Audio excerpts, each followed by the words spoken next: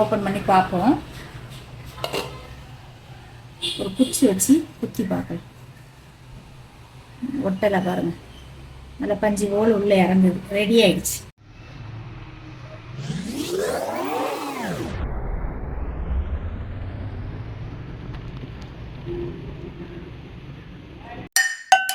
எட்டு ஊரு எச்சில் ஊரு லிஸ்ட் இருக்கு கையில. நான் சமைக்க ஆரம்பிச்சேன்னா எல்லாரும் வாயில எச்சுதான் ஊரும். ஹாய், எல்லாரும் எப்படி இருக்கீங்க? நல்லா இருக்கீங்களா? நம்ம இப்போ எங்க டிசம்பர் மாசத்துல இருக்கோம். டிசம்பர் மாசத்துல வந்து கேக் வந்து நம்ம கிறிஸ்மஸுக்கு கேக்கு எல்லாம் வந்து செய்யறது ரொம்ப பெரிய மழையெல்லாம் ஒன்றும் இல்லைங்க. நம்ம 3 ஸ்டெப்ல ஈஸியா பிள்ளைகளுக்கு பிடிச்ச கப் கேக் பண்ணலாமா? இப்போ ஃபர்ஸ்ட் ஸ்டெப் எப்படின்னு பார்க்கலாம் வாங்க. 1 கப்பு மைதா எடுத்துருக்கிறேன், 1/2 கப்பு நாட்டு சர்க்கரை எடுத்துருக்கிறேன், 1/4 கப்பு தயிர் எடுத்துருக்கிறேன், ஒரு சின்ன கப்பு அளவுக்கு பால் எடுத்திருக்கேன். இது தேவைப்படாது, நம்ம எடுத்து வச்சுருப்போம். 1/4 கப்பு அளவுக்கு ஆயில் எடுத்துருக்கிறேன், ரீஃபண்ட் ஆயில். வெண்ணிலா எசன்ஸ் இருக்கு பாருங்க, அது எடுத்துருக்கிறேன். கொக்கோ பவுடர் இருக்கு பாருங்க, அதுவும் எடுத்திருக்கேன். Baking powder, baking soda. நம்ம கேக்கு பண்ணக்கூடிய அந்த கப்பில் லைட்டாக நெய்யை வந்து லைட்டாக தடவி வச்சுக்கலாம். பார்த்தீங்களா, தேவையான பொருள்லாம் எடுத்தாச்சு. First step over. இப்போ செகண்ட் ஸ்டெப்புக்குள்ளே போவோம் வாங்க. இப்போ அந்த மாவு வந்து நம்ம ரெடி பண்ணிடலாம். இதுக்கு ஒரு பாத்திரம் எடுத்துங்க. அதில் இந்த மாதிரி ஒரு ஜல்லடை வச்சுங்க. இந்த மைதா மாவு இருக்குது பாருங்கள், அதை இதில் போடுங்க. 1 டீஸ்பூன் அளவுக்கு கொக்கோ பவுடர் எடுத்துருங்க.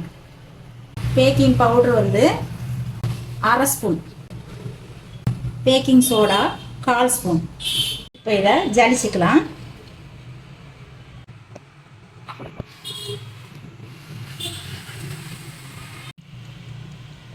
இந்த மாதிரி லைட்டாக கட்டி கட்டியாக இருக்குது பார்த்தீங்களா, அதனால தான் நம்ம ஜலிச்சுக்கலான்னு சொல்கிறோம். இப்போது ஈவனாக எல்லாத்தையும் நல்லா கலந்து விட்டுக்கலாம். இது அப்படியே இருக்கட்டு. இப்போது எடுத்து வச்சுருக்க 1/4 கப்பு தயிர் இதில் ஊற்றிக்கலாம். இதில் 1/2 கப்பு நாட்டு சக்கரை எடுத்து வச்சோம்ல, அதையும் இதில் போட்டுக்கலாம். 1/4 கப்பு ஆயில் எடுத்து வச்சோம்ல, அதையும் இதில் ஊற்றிக்கலாம். ஒரு 1/2 ஸ்பூன் அளவுக்கு வெண்ணிலா எசன்ஸ் ஊற்றிக்கலாம். இது அவ்வளோத்தையும் இந்த விஸ்கு வச்சு நல்லா கலந்துக்கலாம். லைட்டான ஒரு க்ரீமி பதத்துக்கு வரும். கைவிடாமல் ஒரு 5 நிமிஷம் கலக்கணும்னு வச்சிங்களேன். இந்த நாட்டு சக்கரை தயிரோட நல்லா கலந்து க்ரீமி மாதிரி வரும். பார்த்தீங்களா, இப்போ நல்லா க்ரீமியாக ஆயிடுச்சு. பார்த்து நாட்டு சக்கரை எல்லாம் தயிர் ஆயில் எல்லாம் நல்லா கலந்து நல்லா க்ரீமியாக வந்துச்சு பாருங்க. இதை அப்படியே இந்த பாத்திரத்தில், இந்த மாவு கலந்து வச்சுருக்கோம் பார்த்தீங்களா, இந்த பாத்திரத்தில் அப்படியே ஊற்றிடலாம்.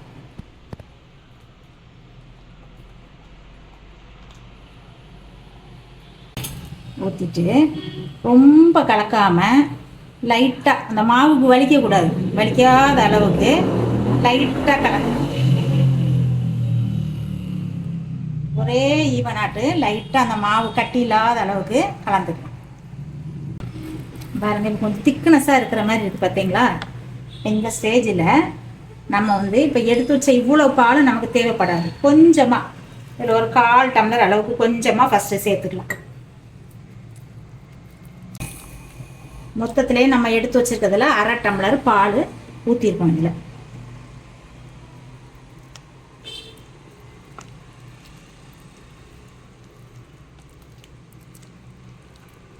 முதல்ல ஃபஸ்ட்டு வந்து பொறுமையாக இப்படியே கலக்கணும். அப்புறம் ஒரு 5 ஸ்டெப்பு வந்து இப்படி வேகமாக கலக்கணும். அப்போ ஈஸியாக முடிஞ்சிடும். ரொம்ப எடுத்தோடனே ரொம்ப வேகமாக கலக்காமல் இப்படி கலக்கணும்னு வச்சுங்களேன். பாருங்கள், எல்லாம் கலந்து சூப்பராக வந்திருக்கு பாருங்கள். எடுத்து போடும்போது இப்படி மடித்து உழுது பாருங்கள். இப்படி போடுங்க பாருங்கள், இப்படி கேக் பேட்டர் ரெடி ஆகிடுச்சு. நம்ம ஆயில் தடவி வச்சுருக்க கப்பில் இதெல்லாம் இப்படி ஊற்றி ரெடி பண்ணிடலாம் வாங்க. இப்போ 2 ஸ்டெப்பு முடிச்சிட்டோம். 3ஆவது ஸ்டெப்பு வாங்க பார்ப்போம். இந்த மாதிரி ஒரு ஸ்பூன் ஒன்று வச்சுங்க. நம்ம எடுத்து வச்சிருக்க கப்பில் 1/2 கப் அளவுக்கு தான் நம்ம எல்லாத்துலேயும் சேர்க்கணும், இல்லைன்னா பொங்கி விளைஞ்சிடும். ஃபஸ்ட்டு நான் எல்லாம் கொஞ்சம் கொஞ்சமாக ஊற்றுறேன். தான் எனக்கு கேமரா கரெக்டாக இருக்கு.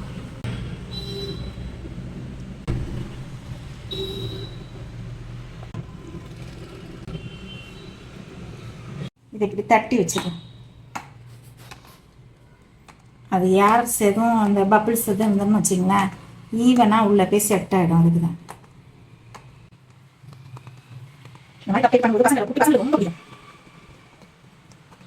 மேலே போடுறது கொஞ்சம் நட்ஸுகள் ரெடி பண்ணியிருக்கேன். கொஞ்சம் முந்திரி, கொஞ்சமாக ஒரே ஒரு பேரிச்சம்பழத்தை கருப்பு திராட்சை. இது வந்து கொஞ்சம் நல்ல சத்து பார்த்தீங்களா, அதனால இந்த இதெல்லாம் வந்து இப்படி சைடில் நம்ம அப்படி கொஞ்சம் கொஞ்சம் போட்டு விட்டோம்னு வச்சுக்கோங்க, பார்க்கறதுக்கு நல்லா அழகாக இருக்கும். கருப்பு திராட்சை அப்படின்னு நடுவுசில் வச்சிடணும்.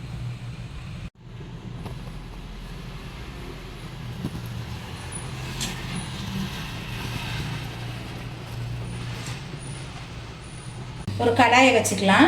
அதுக்கு மேலே ஒரு ஸ்டாண்ட் வச்சுப்போம். வச்சுட்டு ஒரு 2 செகண்ட் நல்ல ஹை ஃப்ளேமில் அந்த தீயை வைக்கணும். வச்சுட்டு இந்த மாதிரி ஒரு பிளேட் எடுத்துக்கணும். கப்பு வந்து நம்ம ஈவனாக நிற்கணும் பார்த்தீங்களா, இப்படி வச்சிடலாம். இது கொஞ்சம் ஹீட் ஆகட்டும். இப்படி ஒரு மூடி போட்டு வச்சிடலாம். இப்போது நல்லா சூடாகிடுச்சு பாருங்க. ஒன்றொன்னா இதில் வைப்போம்.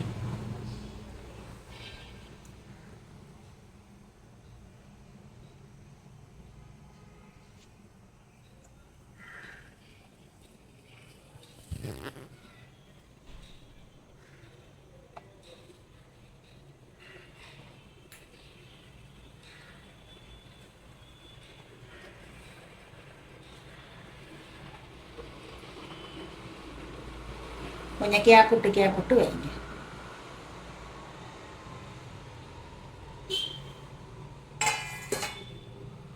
வச்சுட்டு ஒரு மூடி போட்டு மூடி வச்சிடலாம்.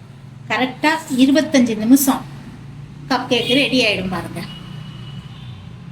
ஸ்டவ் வந்து மீடியத்துக்கும் குறைவா, ரொம்ப லோவில் வச்சு விட்டா போதும். இந்த மாதிரி மூடியில் ஹோல்ஸ் இருந்துன்னு வச்சிங்களேன், அதை இந்த மாதிரி ஒரு பேப்பர் வச்சு க்ளோஸ் பண்ணி வச்சுருங்க.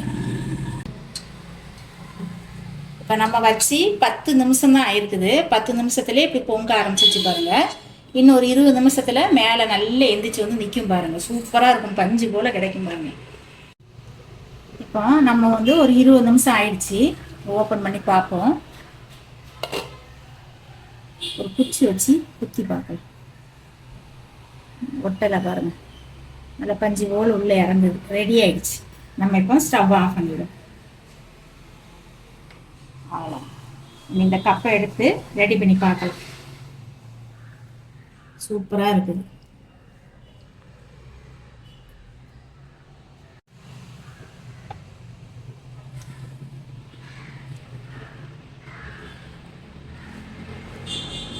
நல்லா சுடுது. நீங்களே இந்த மாதிரி ட்ரை பண்ணாதீங்க. சூடு பொறுக்கலைன்னா மெதுவாக ஆறுனது பிறகு கூட எடுங்க. எனக்கு இப்போ நான் சூடெல்லாம் எடுத்து பழகினதுனால டப்புன்னு எடுத்துடுறேன். இப்போ நமக்கு சிலிக்கான் கப்பு, அதனால இது ஒட்டாது பாருங்க. அப்படி தட்டினாலே வந்துடும். ஓகேங்களா? நல்லா சூப்பராக வந்துருக்கு பாருங்க. பஞ்சு போல கேக்கு அழகா. இந்த பாருங்க,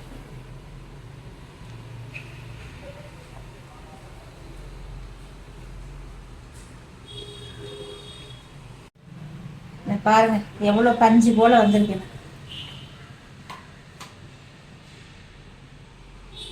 ஓகேங்களா? இவ்வளோ சாஃப்டான கப் கேக்கு எவ்வளோ அழகா இருக்கு பாருங்க. ஈஸியாக நம்ம ரெடி பண்ணிட்டோம். இந்த மாதிரி 3 ஸ்டெப்புகளை ஃபாலோ பண்ணி ஈஸியாக சிம்பிளாக நல்ல அழகான கப்பு சாக்லேட் கேக் கிறிஸ்மஸுக்கு நீங்களும் உங்கள் வீட்டில் பிள்ளைகளுக்கெல்லாம் செஞ்சு கொடுத்து அசத்துங்க. ஓகேங்களா? இதை மாதிரி ஃபாலோ பண்ணி செஞ்சுட்டு கமெண்ட்டில் சொல்லுங்கள் எப்படி வந்துச்சு அப்படின்னு சொல்லிட்டு. லைக் பண்ணுங்க, கமெண்ட் பண்ணுங்க, ஷேர் பண்ணுங்க, மறக்காம சப்ஸ்கிரைப் பண்ணுங்க.